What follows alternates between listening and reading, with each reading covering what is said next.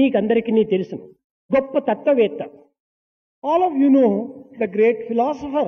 Philip Sidney అనేటువంటి వాడు చిన్న బాలుడుగా ఉండినప్పుడు విద్యార్థిగా వేరొక గ్రామంలో చదువుతూ ఉండేటువంటి వాడు.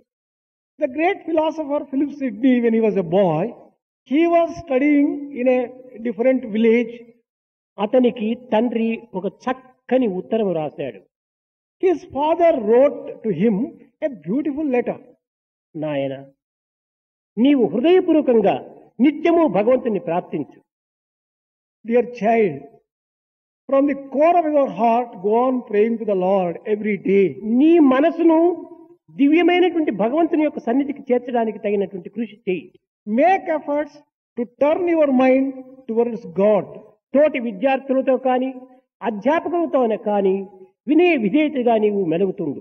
Be obedient and cooperative with your co-students and teachers. నీవు క్రోధములకు కానీ లేక నిరాశకు కానీ నిస్పృహకు కానీ నీవు అవకాశం అందించవద్దు. Do not give room for anger, disappointment. నిన్నెవరైనా దూషించినా కుంగిపోవద్దు.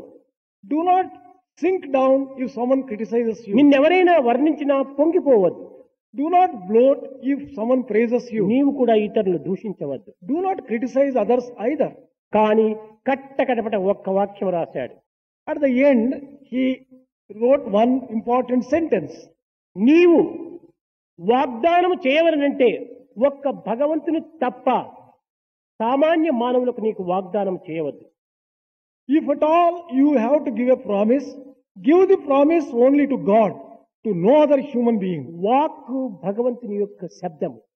Word is the boon bestowed on you by God. భగవంతునికి తప్ప అన్యులకు నీవు వాగ్దానం చేయనక్కర్లేదు. Do not promise to చేసే anyone అధికారం except in కూడా God. నీకు లేదు. You have no right either to give such promise to వాక్కును others. దుర్వినియోగపరుచుకున్న వాడవుతావు. You would have misused your word. అప్పుడే నీ తేజస్సు ప్రకాశిస్తుంది. Then only your effulgence. నీ vanishes. విచక్షణ జ్ఞానం అభివృద్ధి అవుతుంది. Only when you follow this, your discrimination నీవు power ఈ will develop. సమాజంలో ఆదర్శవంతమైనటువంటి విద్యార్థిగా రూపొందుతావు. You would be able to become a very ideal student in the society. కనుక నీ నాలుకను వశం నందుంచుకో. Control your tongue. దీనిని ఎట్టి సమయం నందు కూడాను దీనిని ఏమాత్రం కూడా విచ్చలవిడిగా విడవద్దు. Do not allow it freely under any circumstances. ఆ ఆజ్ఞను శిరసావహించినటువంటి వాడే సిడ్నీ గొప్ప తత్వవేత్తగా రూపొందాడు. After obeying the advice given by the father, he became a great philosopher.